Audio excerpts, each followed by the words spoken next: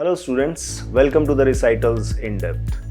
Herein we will cover the international relations current affairs for April 2024, and the major themes that we will be covering are related to arms race and its geopolitical impact, climate change, migration issues, trade wars that are going between USA and China, and especially from the geopolitical angle, the China-Pakistan axis and its impact on India.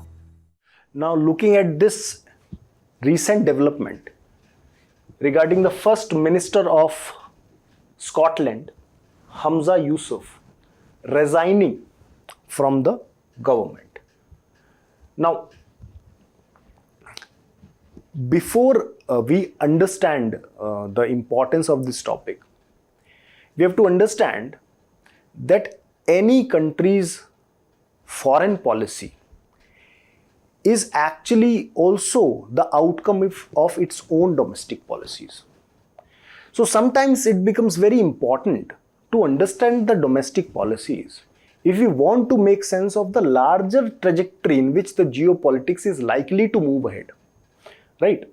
So internal factors are pretty much a part of the foreign policy analysis, right? So it is in this context we are going to deal and cover this topic. So first of all, now why do he have to resign? So first of all, we understand that Scottish politics is dominated by two important political parties. One is Scottish Nationalist Party, other is Green Party. The Scottish National Party and Green Party both have one common agenda, that is the independence of Scotland. Independence of Scotland from Great Britain. Now, why do we want the independence of Scotland from Great Britain? So understand this, that in the 9th century, the Scotland became an independent nation. And from that, it has fought various wars with the England to maintain its independence. In the year 1603, the two kingdoms, the Kingdom of Scotland and the Kingdom of England, have started to be ruled by the common king. So the James VI of Scotland became James I and started to rule both, right? So since then they had the common king. And in the year 1707, both British and the Scottish Parliament passed the Acts for the Union. Earlier, before that, both had separate parliaments. But after this Union Act that was passed by both British and the Scottish Parliament, the common parliament was created, right? So this is an important thing because this gave rise to a political union which is called Great Britain, right? So then after Great Britain, which we now see has emerged, right? So initially, so that sets the context as to why the Scottish National Party wants independent Scotland, right? So it has some historical context, but this is not the only thing that is relevant for the independence of the Scotland. Now, another important Scottish concern that also we have to keep in mind before we make sense of this above development. Now, Scottish people feel, or the Scottish National Party argue, that the parliament that United Parliament that was created, in which the Scotland did not get adequate representation, or they call it equal representation. If we see the population of Scotland in the overall United Kingdom, it's 8%. Its economy is also 8% of the overall UK's economy.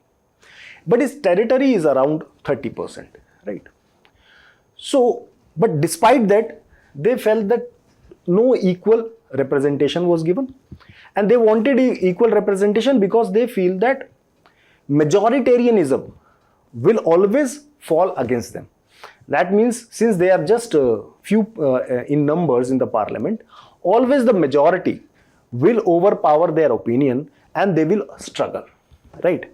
This you can see from important developments that we will see in just a moment. Another important Scottish concern was that in the 1970s, the oil reserves were discovered in the North Sea. And it is this North Sea which is very important for the future geopolitics, and that is why I am explaining all these things, right? So in 1970s, the oil was discovered in the North Sea.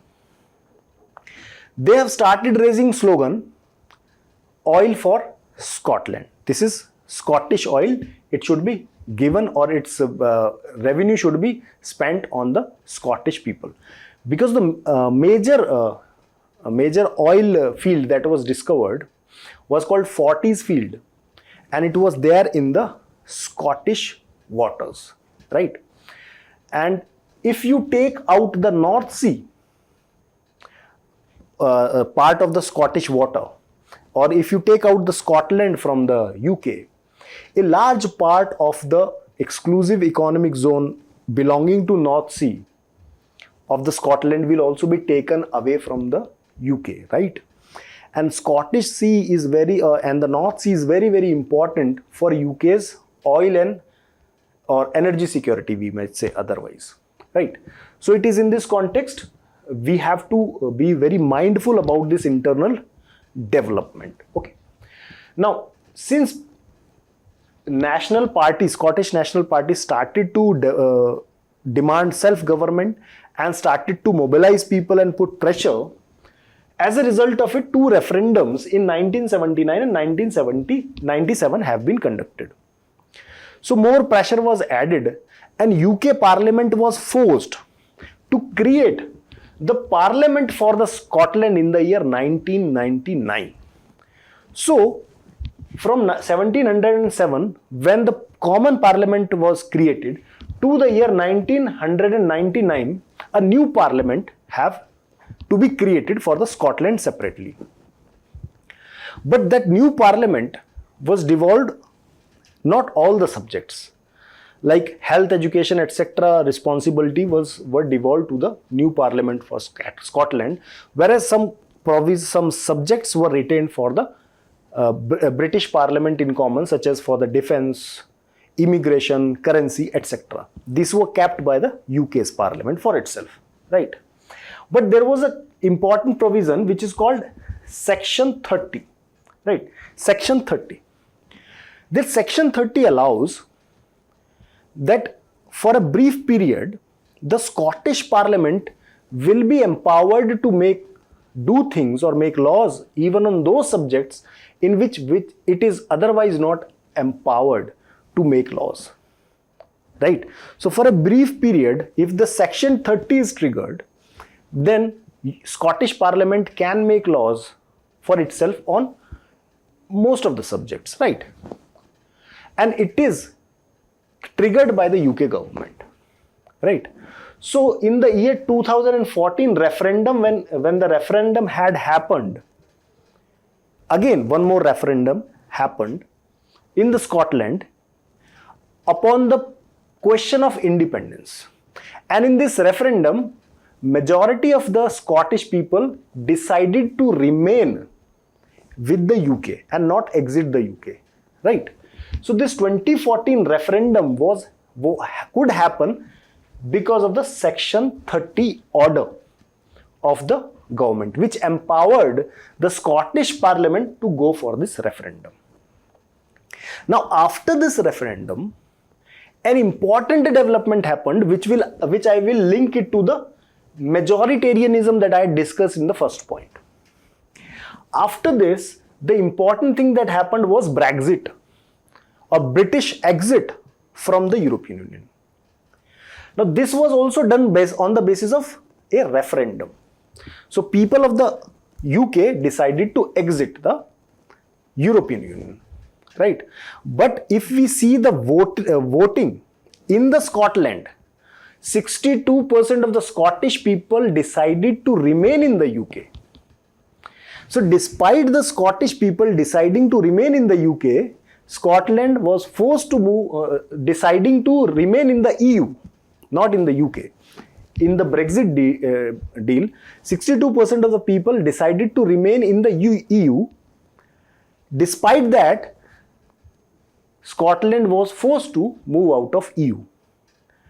Why? Because majority or the people in the rest of the UK were large in number, and therefore they had to exit the European Union. This was made an important battle cry by the Scottish National Party leader, especially the Nicola Sturgeon, which is the predecessor of the Humza Yousaf, which has recently resigned. Right? So, Nicola Sturgeon have basically started campaigning and mobilizing people's opinion against in favor of independence, and she started demanding one more referendum, even though the referendum happened in 2014 itself and Brexit happened in 2016. So inside of 1 year, he started demanding for another referendum. Right? Why? Because this was majority people in Scotland wanted to remain in EU. Right? That is the important point. Okay. So SNP or Scottish National Party wanted to rejoin the European Union. Okay.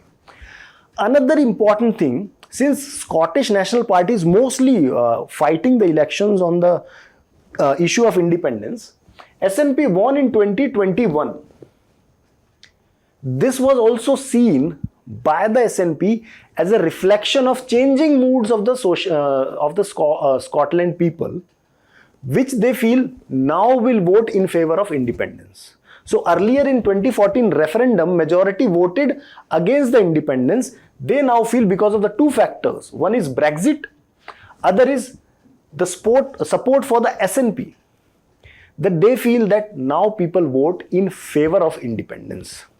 And because of this, they started to demand from the government that you trigger the Section 30 order, so that they can conduct one more referendum. Rishi Sunak recently, the Humza Yousaf, which has just resigned, has also made similar demands. Right? Rishi Sunak recently said no.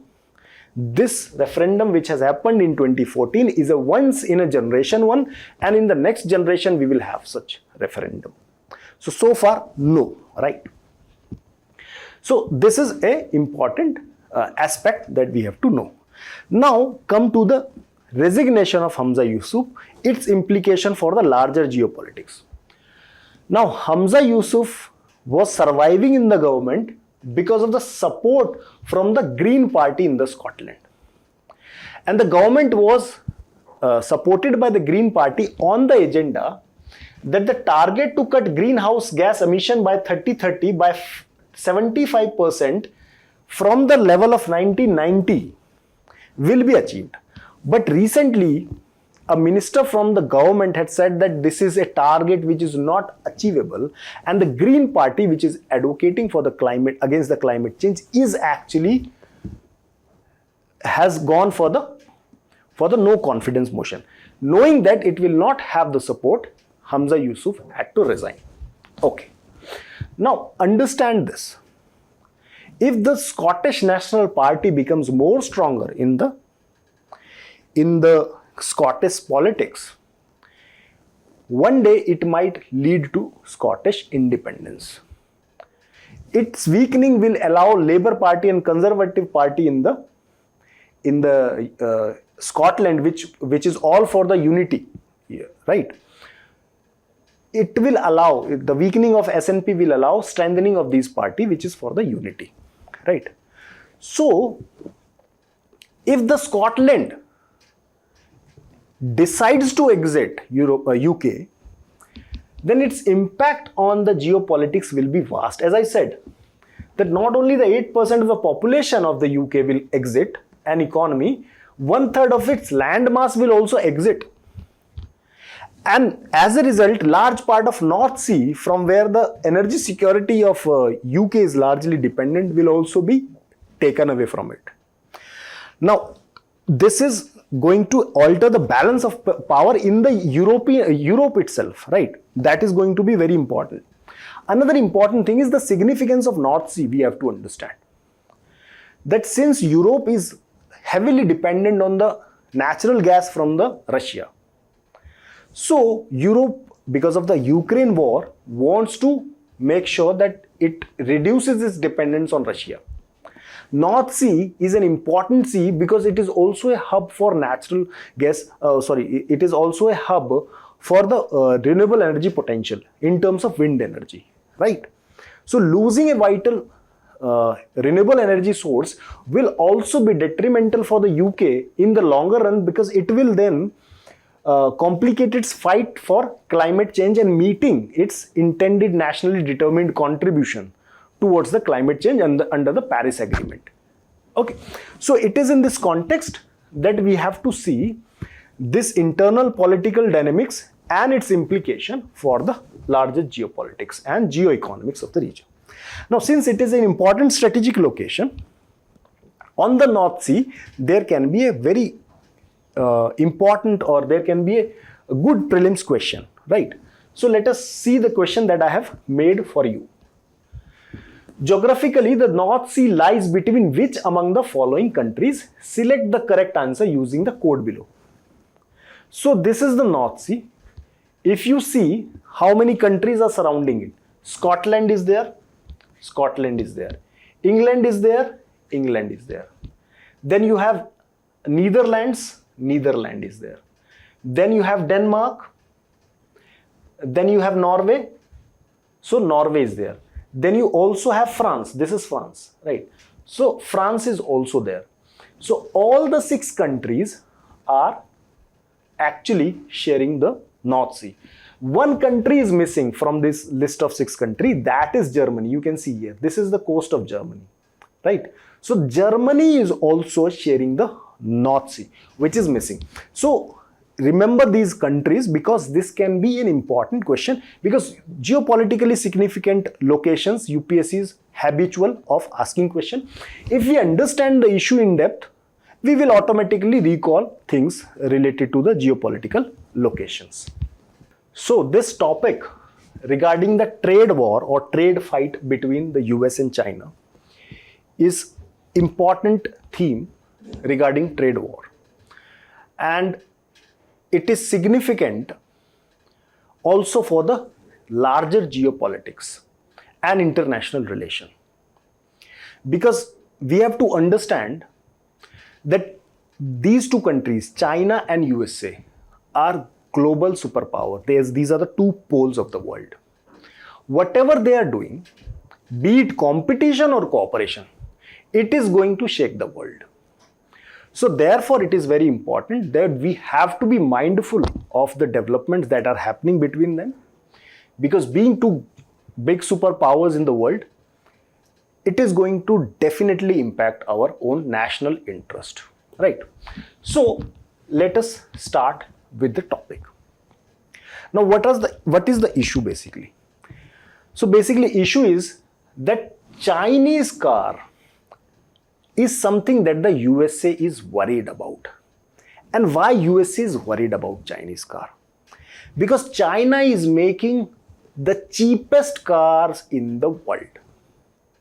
And not just cheapest, but the cheapest. Because the difference between the price that the US car manufacturing are making, we are talking about e-vehicle or electric cars, right? The difference between the prices of electric cars that the US manufacturers such as Tesla is making and the Chinese manufacturers such as BYD is making is huge, right?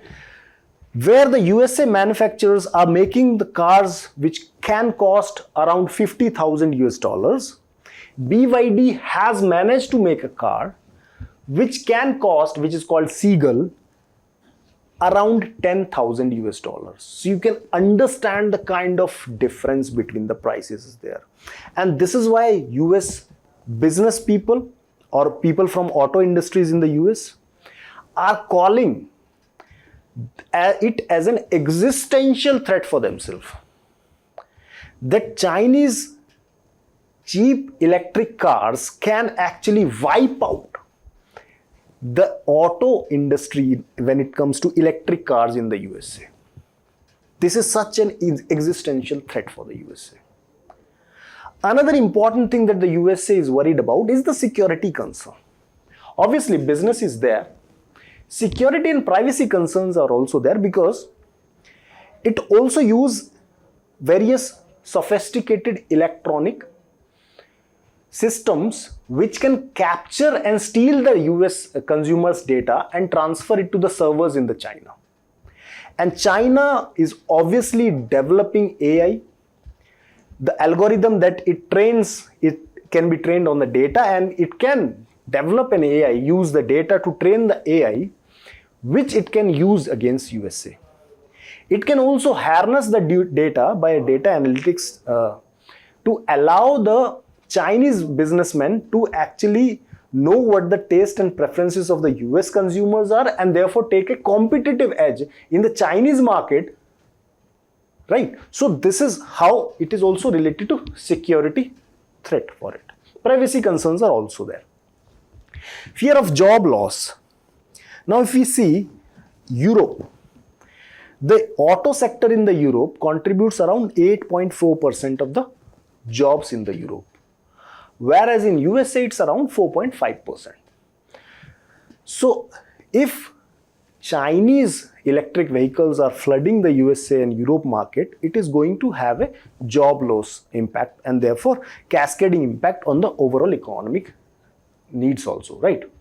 Another important thing that that USA is fearing, that the China can actually set up manufacturing bases in the Mexico, and USA has North America Free Trade Agreement with Mexico, under which it can impose sanctions up to 2.5%. It can impose tariffs up to 2.5% only. Right? So that free trade agreement can be utilized by the China by setting up the manufacturing plants in the Mexico to bypass the tariffs that the USA is imposing on the China.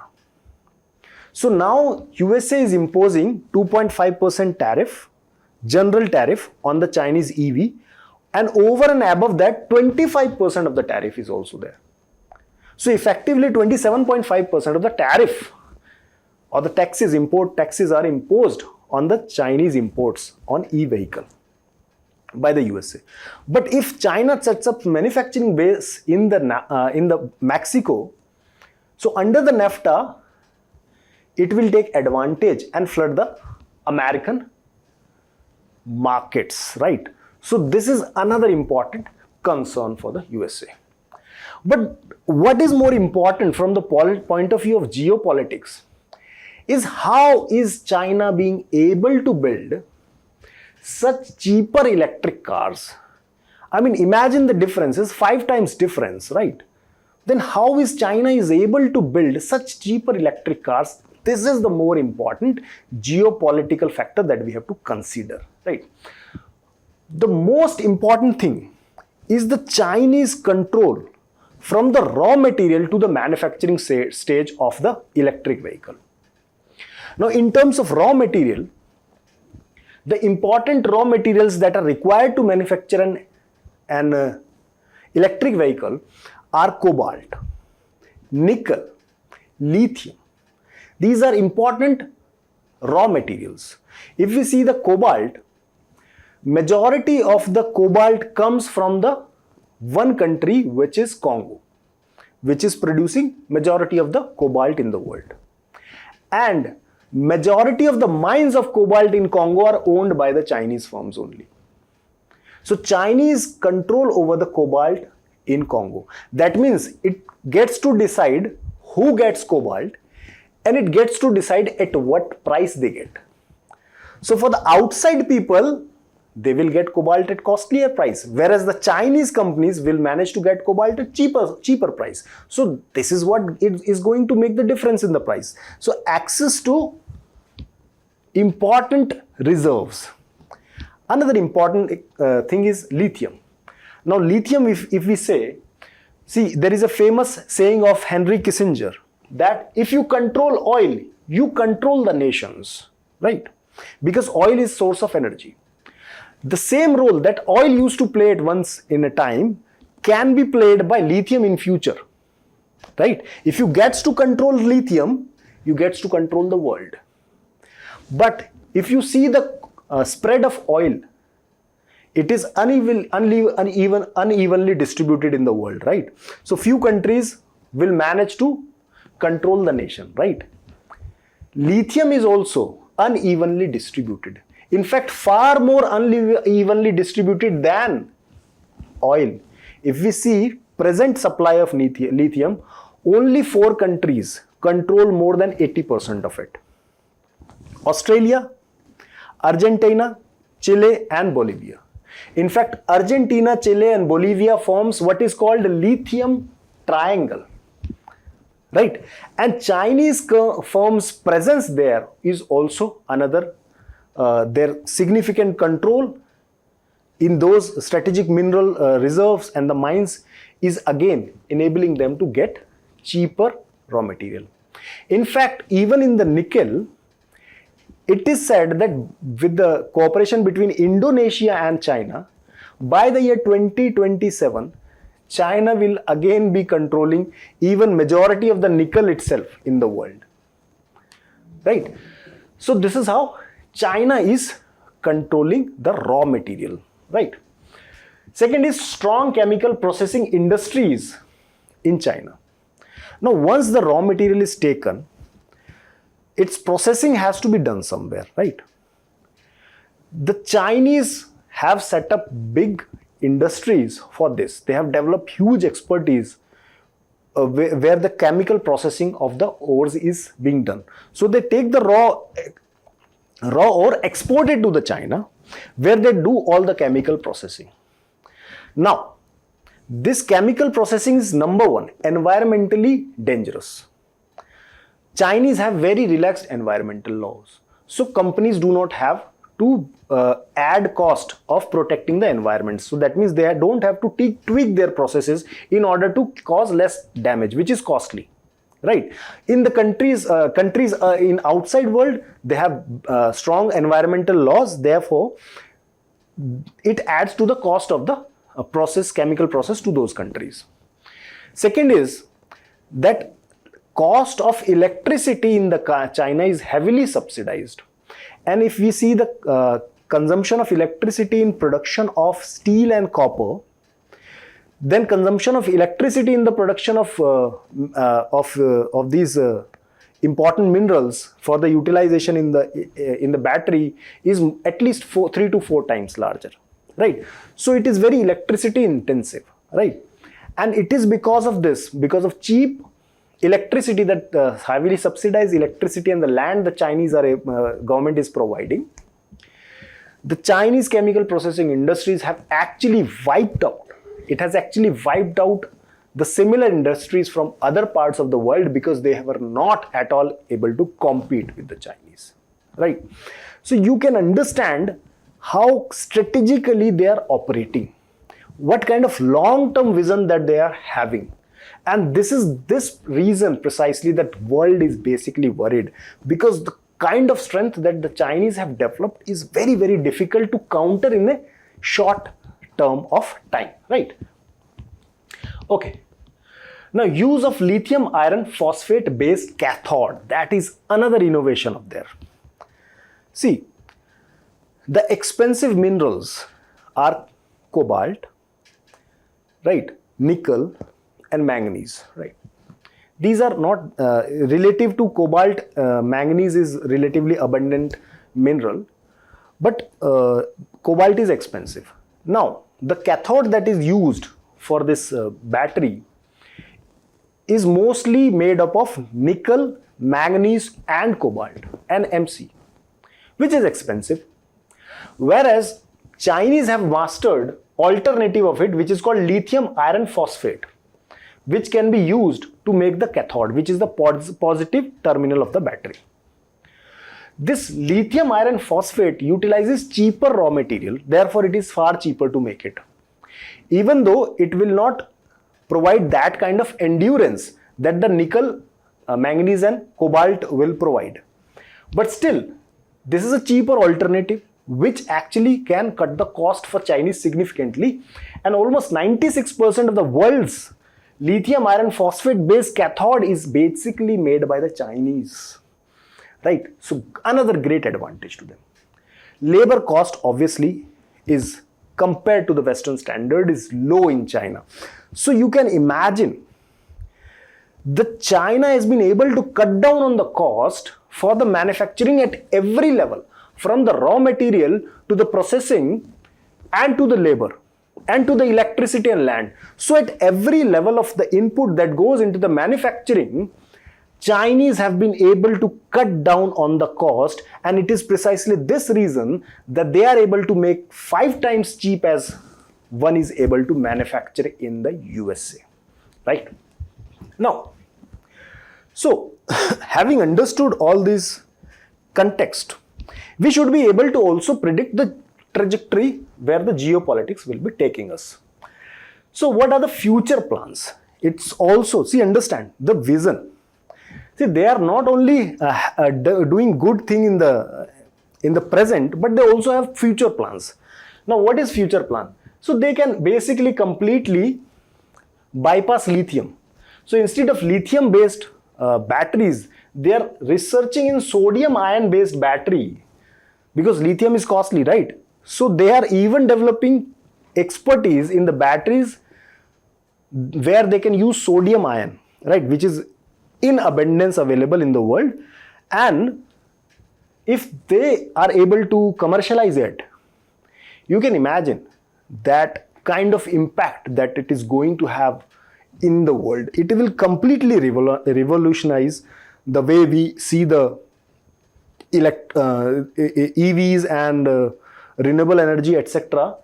And it will make the Chinese control of this important critical technology over the world complete, right? What is the impact on geopolitics? Now, if Mexico route is used, it is possible that if Trump returns, he might even withdraw USA from the NAFTA. So North Atlantic Free Trade Agreement might also have to be either revised or have to be completely withdrawn, because USA has already been brought out of TPP by the Trump. So he might also do it by bringing USA out of NAFTA. That can impact one. Race for securing raw materials, right? This is all about having cheap raw materials. So USA, India, etc. all are coming up with initiatives to actually secure more raw material. Trade war. So when US has imposed certain sanctions already as a tit for tat measure, China will also retaliate, right? China will try to take advantage of FTAs with other countries. It may ask other countries to, when market for its goods is blocked in USA, it will seek markets outside. Why? Because if we see China, its demand is very, very low compared to demands in other countries, right? So China is totally dependent on trade, external demand, to actually utilize its excess capacity that it has gathered over the years, right? So it will seek alternative markets, and for that it will use other free trade agreement. It has already signed regional comprehensive economic partnership, so it can utilize that. It might also nudge other countries to sign free trade agreement with itself. Now, when China signs more free trade agreements with other countries, it will have impact on India also, because it can lead to trade diversion. When Chinese have free trade agreement with most of the countries, they will be able to export cheaply to those countries compared to Indian exporters to those countries, right? Because Indian export to those countries will have more tariff, whereas free trade agreement between China and those outside countries will have less tariff. So it will further make Chinese firms more competitive compared to Indian firms. So therefore, it will also have larger implication for India. Now, India will also have to respond. So we will also try and negotiate free trade agreements, which have already started doing, right? We have signed comprehensive economic partnership with few countries in the past. So we are already doing, we are pushing it. We might also be pushing for bilateral investment treaties, which are based on our own change requirements, right? So we also have to counter this threat, but we cannot counter this all alone. So we are building partnership with Japan, Australia, USA, etc. Right? Okay. Now see the two questions from this topic. The first question is the previous year question, and the second question is the question that I have made for you.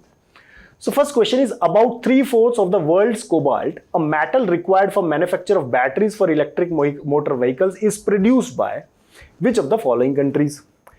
So it is basically Democratic Republic of Congo, which I have already discussed with you, right? So correct answer is C. Question: India has significant cobalt reserves, with majority of them located in which of the following states? Odisha, Chhattisgarh, Jharkhand and Nagaland. So this is a question that I want you to solve, and then in the next video I will provide you the answer to this question. So in the topic regarding India-Mauritius revising tax treaty.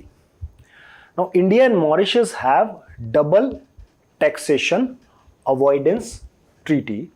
What do we understand by the double taxation avoidance treaty is something that we have to understand first. So DTAA, double taxation avoidance. Now if an investor from country A chooses to invest in country B, right, and in country B, let's say they have invested in FPI, foreign portfolio investment,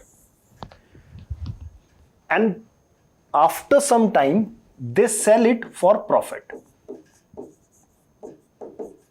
or they have acquired some asset, after some time they sell it for profit. They make what is called capital gains tax.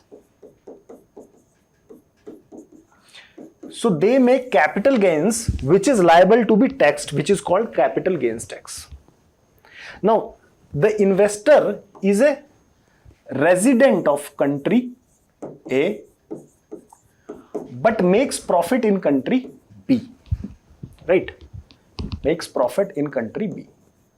So what happens that this particular investor can be taxed both in country A and country B, which is not a good thing, right?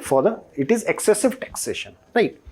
So it was considered that two countries might have treaty under which one country shall get the right to tax. Okay. So since person is resident in country A, this country gets the right to tax the capital gains and not the country B, right? This is the purpose of double taxation avoidance treaty, avoiding the double taxation. And this was the treaty that we have signed with many countries. Mauritius is one of the countries with which we have double taxation avoidance treaty. Okay. Now, India had sought to amend the double taxation avoidance treaty with Mauritius. The reason why that Mauritius has been treated as tax haven. Tax haven. And people who were not the genuine resident of the Mauritius were investing in India by setting up an investment vehicle in Mauritius or shell companies. They were not the genuine resident of the Mauritius. They were just setting up business vehicles in the Mauritius just to route their investment through the Mauritius into India. Why they were doing it? Because they will have to pay taxes where? In the country of residence, in Mauritius. And in India, the capital gains tax was around, let's say, 10%. Whereas in Mauritius, the capital gains tax was almost negligible, zero. So basically, they will end up paying no capital gains tax at all if they are routing their investment through the Mauritius route. Right? This is called treaty abuse. Treaty abuse. Because you are utilizing the loophole. The treaty has a loophole. So you are utilizing the loophole provided in the treaty solely for the purpose of tax avoidance. Right? This leads to something called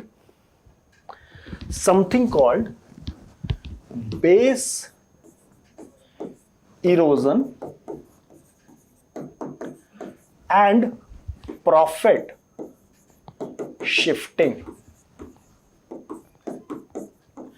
And it is to counter this base erosion and profit shifting that world countries are looking to amend the investment treaty or this double taxation avoidance treaty.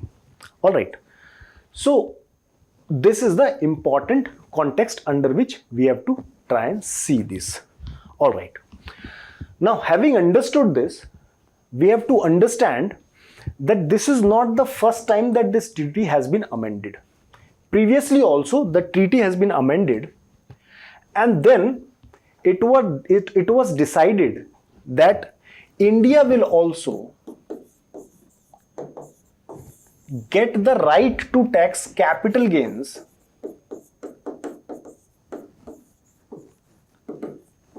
to the investment made in India after the year 2017, when the agreement or the amendment comes to force. So any investment made in India routing through the Mauritius after 2017 makes a capital gain, India will also be able to tax it, but not the investment before 2017. These investments were protected in what is called grandfathering clause. Grandfathering clause. This was the 2017 amendment. Now, despite that, even though impact of this amendment was that there was a decline in the investment coming through this route, right?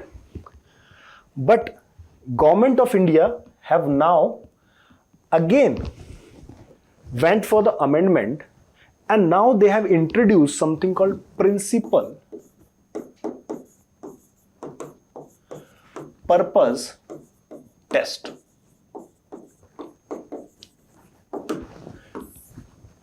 That means that taxation authority will now be able to test if an investment is routed through the Mauritius into India.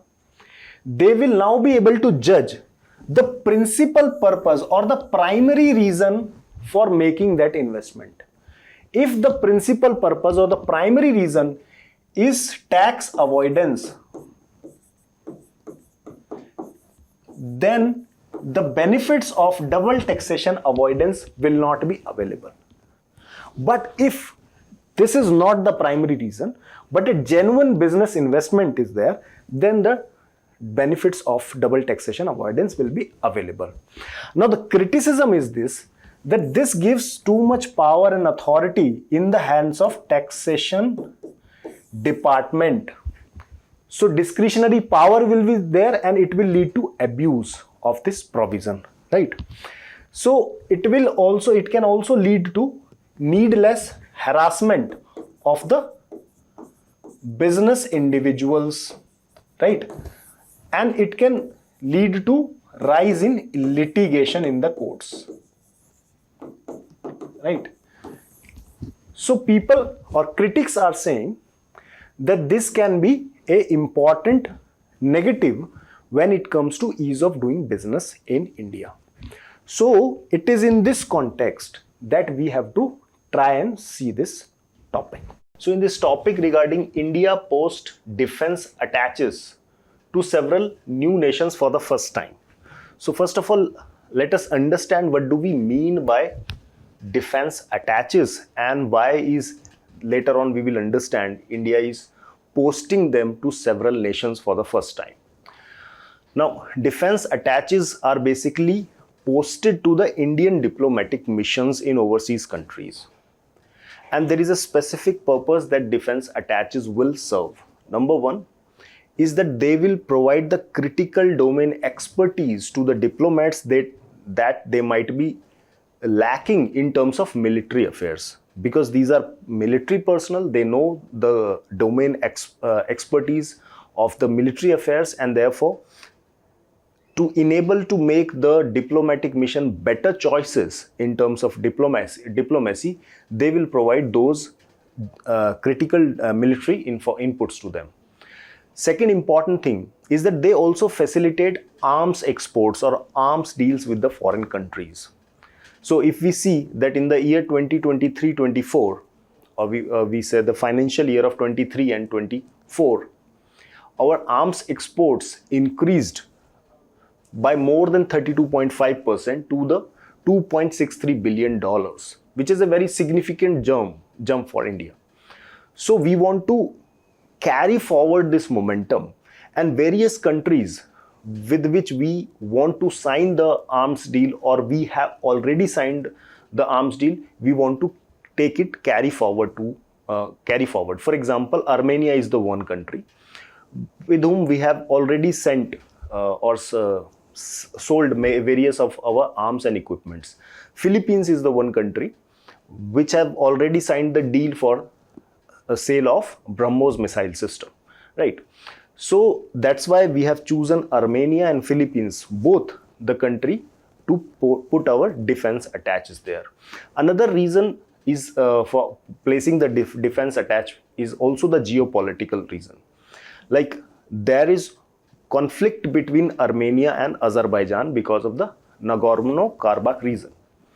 Now, Azerbaijan has always raised the issue of Kashmir, right?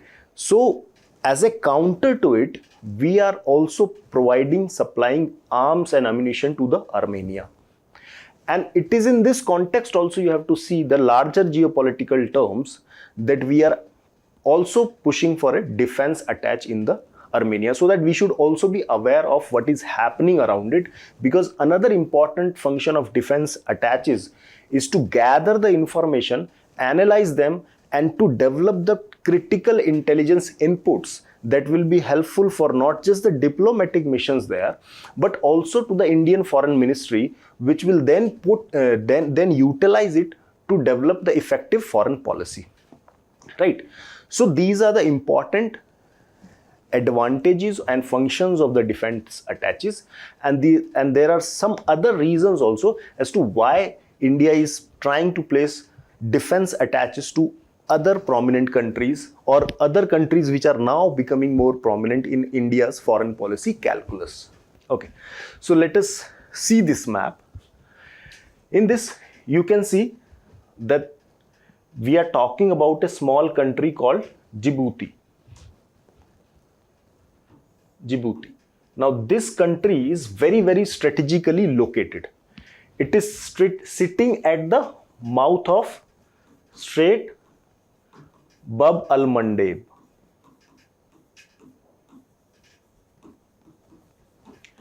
And this is very important strategically located choke point. We can call it choke point because it's a narrow strip. If it is blocked here, it can actually cut off large part of trade which enters to the Red Sea, and from there to Suez Canal, and from Suez Canal into the Mediterranean Sea, and so on and so forth, right? So it's a very important country. Now, it is for this reason precisely that many countries, including USA, China, have their military bases in the Djibouti. Now, this country is of very, very small size. It's about roughly 1/10 of the size of the Indian state of Gujarat, right? Still, many countries are putting up their naval facilities there, or military bases is there, is just because of the strategic location that this country has. right? Because it sits at the corner of the strategic choke point of the world, from where large amount of annual world trade passes, right? Here also you can see the Yemen. Now here recently we have seen that Houthis have been attacking the commercial ships which they feel, or they are saying, are moving towards Israel, right? So whatever they are feeling, that if a particular commercial ship is moving towards Israel, they are actually attacking it, right? And they are doing it, as they are saying, in response to Gaza and Israel war, right? So there is definitely vulnerability in this area, right? So this area is definitely becoming a geopolitical boiling point, where we have to understand that if India wants to protect its interests, then we have to have special relationship with the countries which are sitting there. And therefore Djibouti we have also identified as the one country where we can actually place our defense attach. Another important thing, so far I was talking about non-traditional threats. Now we can also talk about one more non-traditional threat, which is the piracy. Piracy is also non-traditional security threat. Now recently the Marine Commandos of India have captured 35 Somalia pirates from this region itself, right? So piracy is also, whenever there is statelessness, whenever there is a warlike situation in countries around this, and lack of development and poverty, piracy is also likely to rise. We have also suffered from the piracy very heavily in the past, because when the piracy starts to rise, the ships traveling this region will also have to pay more insurance cost. The moment the ships have to pay more insurance cost, the cost of transportation increases. As a result, the competitiveness of Indian goods will also increase in the world market. Already we are facing heavy competition from the Chinese. So it is in this context that we have to understand that countering piracy is a very important strategic interest of India, right? And for this purpose, we also want to place a defense attach in this strategically located country. Similarly, we are placing defense attaches to Mozambique, which is sitting at the Mozambique Channel, again an important shipping artery of the world, right? So likewise, we have to try and understand this development. So India's trade relations with China. Now, with China, we have various conflicts, especially the territorial conflict in the Himalayas. Despite that fact, our trade relationship with China has been growing in the past decades. What is important to know is that China have become the largest trading partner of India, even surpassing USA. But the more important thing to understand is that despite that China becoming largest trading partner for India, our exports to China are not increasing, whereas our imports to China are increasing. And they have even exceeded $100 billion. That means our trade deficit with China is increasing over the years, which is not a good sign for us. Now, it is not a new thing for the countries having various conflict, territorial disputes, and even go on to fight war in the past, are still engaging in trade. We can see from the recent example, like Ukraine war, Russia is actually still supplying Europe the natural gas and oil, because Europe is heavily dependent on it, despite the fact that European countries are actually supplying arms to the Ukrainian, which is fighting against the Russians itself, right? So even if the countries have complicated relations, they have war-like situation, still countries engage in trade. So is the case with India. Let's take the case of China and Japan. Now those two countries always share animosity, right? They also have territorial dispute. Despite that fact, Chinese is dependent on Japanese technology. And Japanese are dependent on Chinese market. So they are going for trade. This is in the international relation described as cold peace, right? So there is no military conflict at all with China, but there is animosity. Despite that, trade is growing. So this situation is called cold peace in international affairs. Where in the case of India, we also had military skirmishes in the past. So that situation is defined as hot peace, because despite the military conflict, we are actually also growing in the trade between the two countries. So this is described as a hot peace, right? So let us now understand what are the trade dynamics between India and China, and what are the reasons behind the way the trade between India and China is moving in a direction the way it is moving. Okay. So recently, as I said, India's imports from China crossed $101 billion in the year 2023-24 from about $70 billion which was in 2018 and 19. So from 2018 and 19 to 23 and 24, it has increased by $30 billion. So it was 70 billion in this year. It has become 101 billion this year. So if we see the cumulative trade deficit from the past 5 years, that turns out to be more than $360 billion, right? So more than $360 billion in the last 5 years we have imported from the China, right? So that is what is basically causing worry in India, right? So now let us understand from this graph. You can see the dark line is basically the exports, and this dotted line is the imports that India is having with China. Okay. So since 1995 up to the year 2005, right? Up to the year 2005, both India's exports to China and imports from China are almost growing parallelly, right?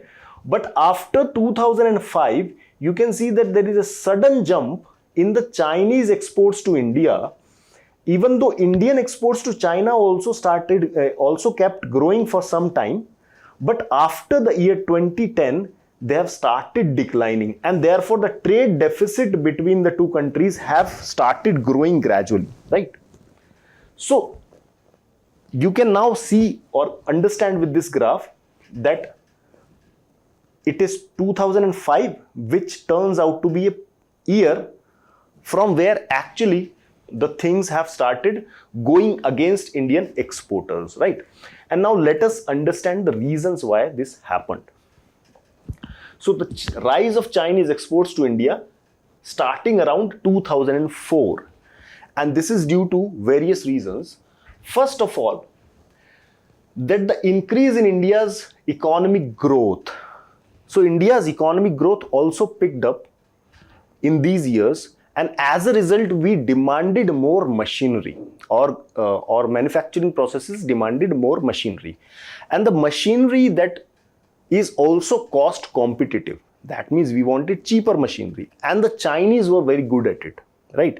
So instead of procuring machinery from domestic firms, we have went for the cheaper alternatives from the Chinese, right? Because Indian firms are, like every other firms in the world, are price sensitive, right? So economic growth was one important reason because of which we had enhanced our imports from China. Second is low interest finance. Now Chinese firms are given low interest export finance by the Chinese Exim Bank, Export Import Bank. If we compare it with the Indian firms, they are providing at far cheaper rates. So Indian exporters are not able to take advantage of the cheaper loans that the Chinese exporters have availability, right? So it is because of this also that they were relatively better positioned to exploit the trade potential. So their export to India started rising. Dominance of several consumer product categories. Now, we will take the example of mobile phone market. The Chinese company Oppo, Vivo, etc. have started dominating the Indian consumer market in this segment, right? Which is also leading to exports from China coming into India. Another thing is, even if domestic companies who are manufacturing in India, they also have to rely on the intermediate goods that are again coming from China, right? So it is not just the manufactured and finished goods in this consumer segment which is flooding Indian market, but also the intermediate goods, even if the Indian manufacturers are producing the same goods in our country, right? Difference in productivity.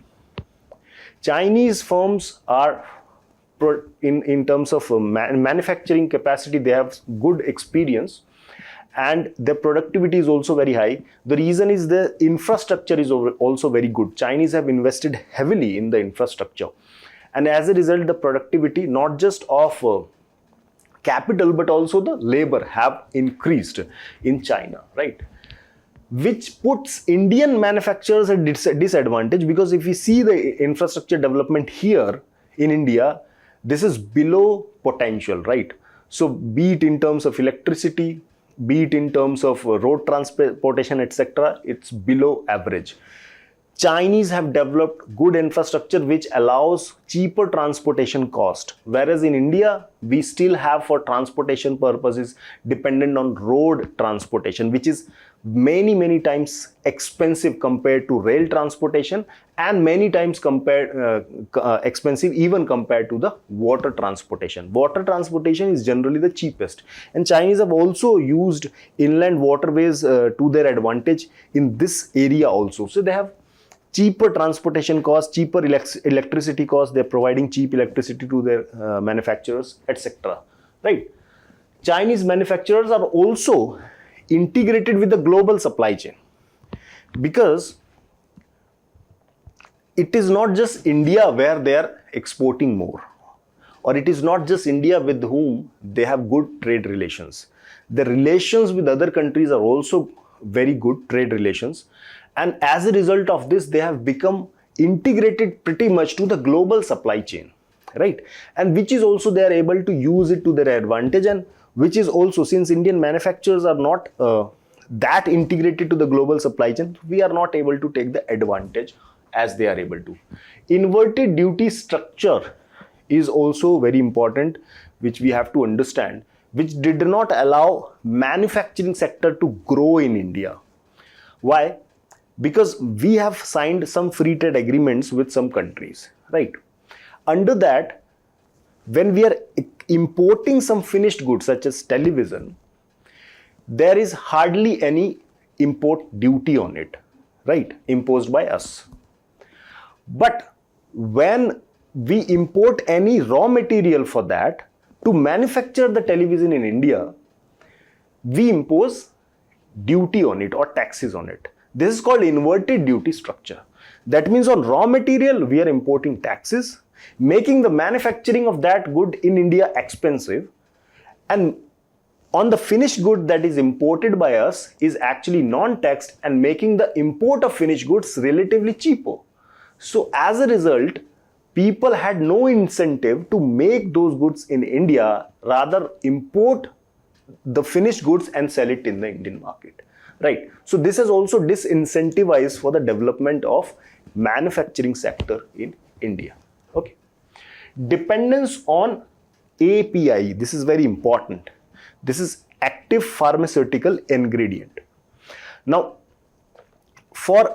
even if we say that we are the pharmacy of world and we are exporting cheaper drugs to the world countries, right?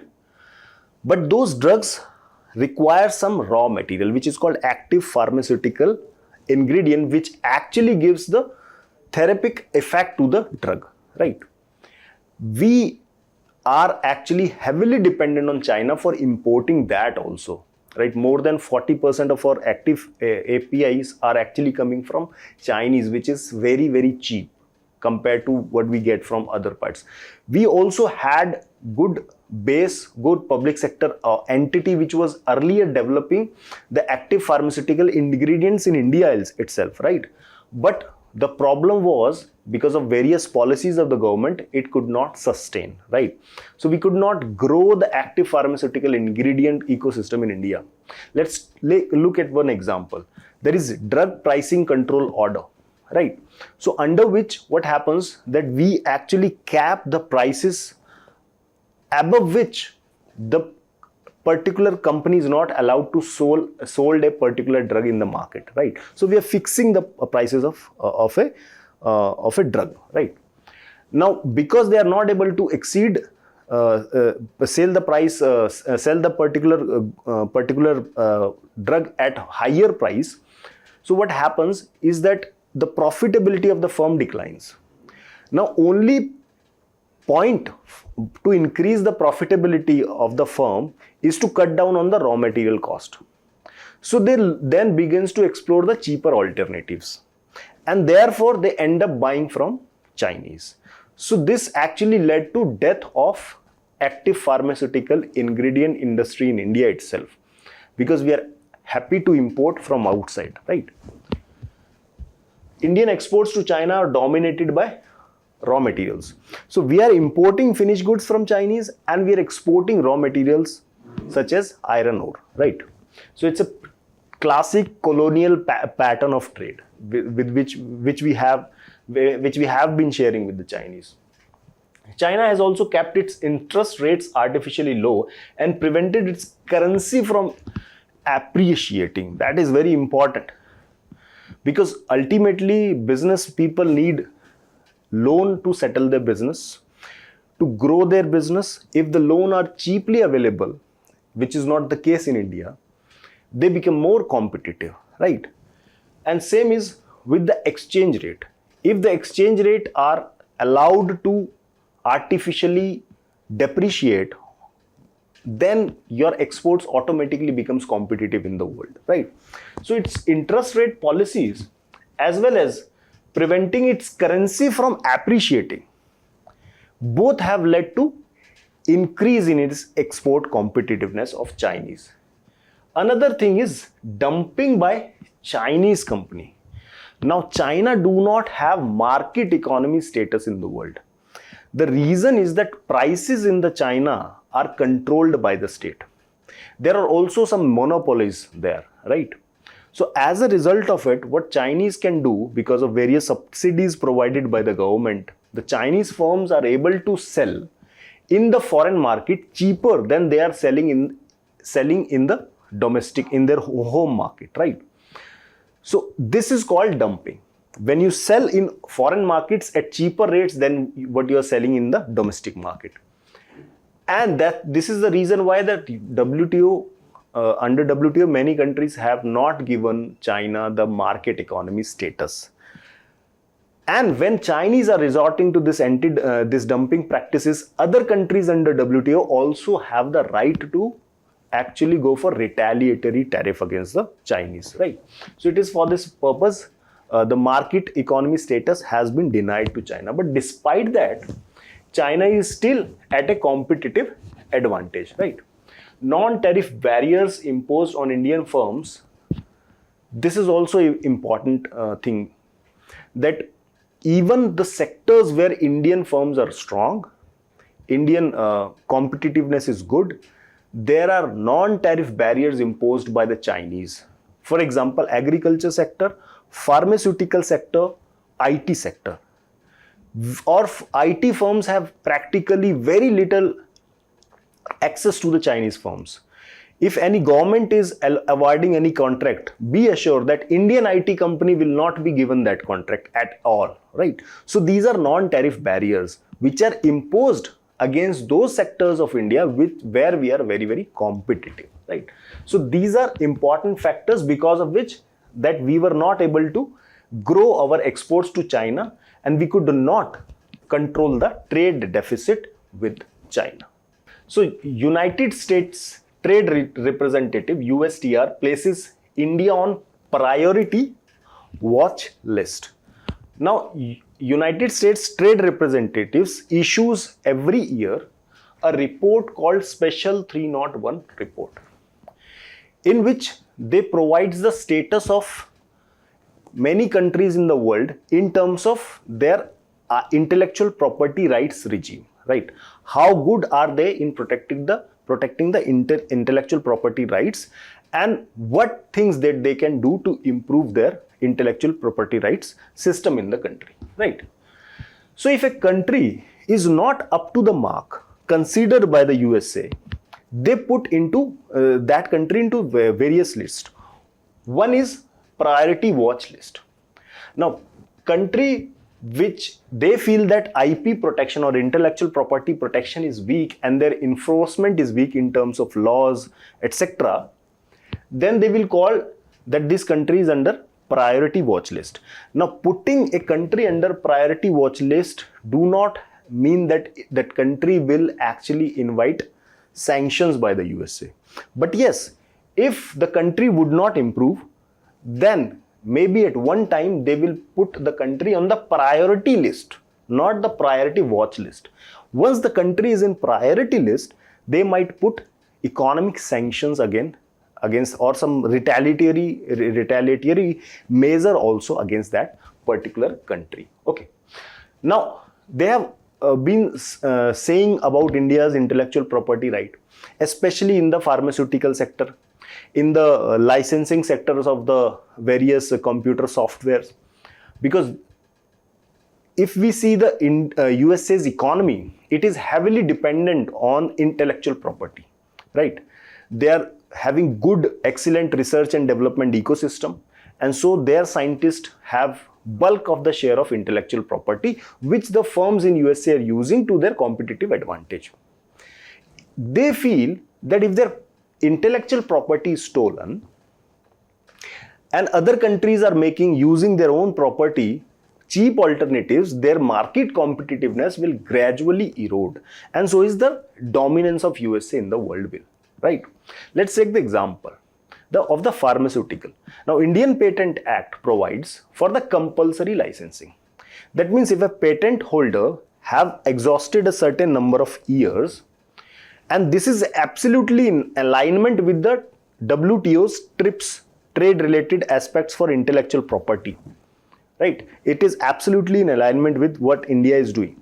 So we provide for compulsory licensing that if a patent holder exhausted certain number of years, then we can license that patent to an Indian firm which can then provide or produce the cheaper alternative of that particular drug, right? So this makes medicines affordable in our country, right? And this is an exemption given to the developing countries by the WTO rules itself, right? But USA is also crying against it, right? They have always raised this issue to the extent that India was even forced to give assurance to the USA that we will not allocate compulsory licensing in future, right? So even though we have right to do this, we will not do this. This is the assurance we have given, right? So it is in this context that we have to see this small development, that there can be some prelims questions about special 301 report as what is priority watch report, or what is priority watch list, and what can be the consequences of putting a country on the priority list, etc. Now, India's have always maintained the stance that our intellectual property regime is absolutely in alignment with the World Trade Organization's TRIPS rules, right? So we are not in contravention to the international norms in this regard. So in this topic about Germany lifts curbs on sale of small arms to India, this is just a small development. So basically Germany had already put restrictions on export to small arms to the non-NATO countries. That means the NATO countries were not put restrictions to, and they were allowed to import the small arms from Germany, whereas non-NATO countries were not. Mostly they have done because they have been becoming the champions of human rights. So when they see that some particular country is not adhering to the international standards of the human right, they will say that those small arms used by the police forces might be used to go for the gross human right violations. So as a result, we will not provide small arms to it. Even though some NATO country will violate the human rights, it's okay for them, right? But non-NATO countries, they have put a blanket ban to. But recently, in recognition to growing importance of India in the world, in recognition to growing relationship between Germany and India, they have lifted this ban on India alone, right? Let's take the example. There is a German firm called Heckler Koch. It provides MP5 submachine gun, which is used by NSG and Indian Navy's Marine Commandos. Now, Germany feels that if we are providing this machine gun to them, that might then be given to the India's police forces, various police forces of various states. They feel that various states' police are basically the main culprit in the human right violations in India, right? So they have stopped providing spare parts to it, even though they have still continued to provide to the central forces the small arms, but they don't want that those arms be given to the police forces in the various states. Okay, so they have stopped providing the spare parts to it, which has created problem for us, right? So what used to, whenever we need this spare part, we have to petition the Germans, we have to request them, and then they will approve, and then they will provide the small arms spare parts to us. It was a very time-taking process. So in order to simplify it, they have decided that they will lift this small arms ban, and now India will also be able to get the spare parts without having to go through the lengthy process of it, right? So this is an important security angle. US rejects 1/3 of MDH exports since October over Salmonella. Okay.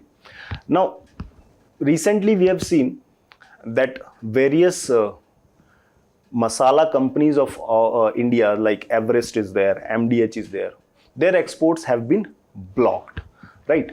And this was done because of the important contaminant which was found in it, which is called ethylene oxide, which is basically a colorless gas, right? And ethylene oxide is basically used as a sterilizing agent. Normally, it should be used in the medical devices to sterilize things, because there is an important function that it performs, that it actually cuts down the reproductive system of the bacteria. So they do not multiply and they do not proliferate. And as a result of this can stop the contamination. Okay. Now, in order to increase the shelf life of the goods, it is possible that the masala companies might be using that. But this ethylene oxide is very carcinogenic. It can cause cancer.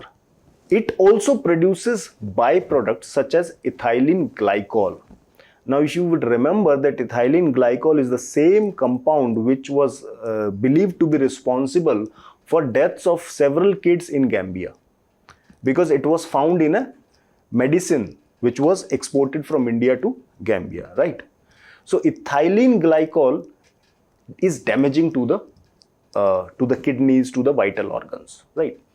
It can be a byproduct of ethylene oxide. So not just ethylene oxide, but its byproduct also are damaging, carcinogenic, as well as damaging to the kidneys, liver, etc.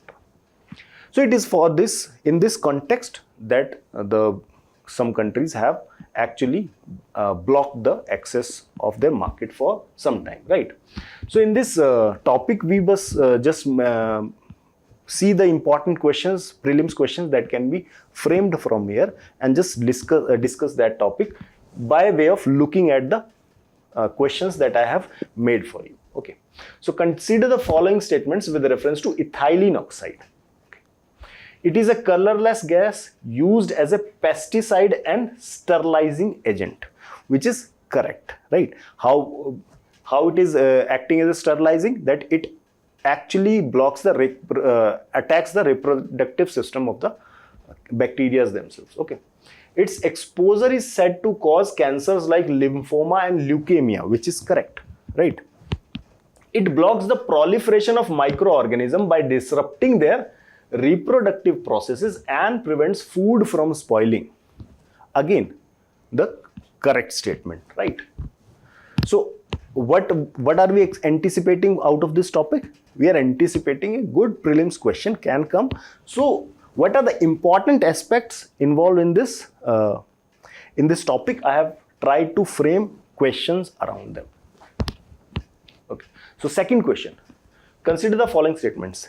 India is the largest exporter of spices in the world, which is correct. India is largest producer, India is largest consumer, as well as largest exporter of spices in the world. FSSAI, or Food Safety and Standard Authority of India, regulates the quality of exported spices from India. Important.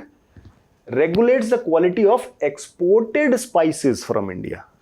This is incorrect. It is only for the domestic market that FSSAI will regulate, which are for the domestic market, not for the exported thing, right? So this statement is incorrect, right? So that's all from my side in this discussion. Thanks for watching the video.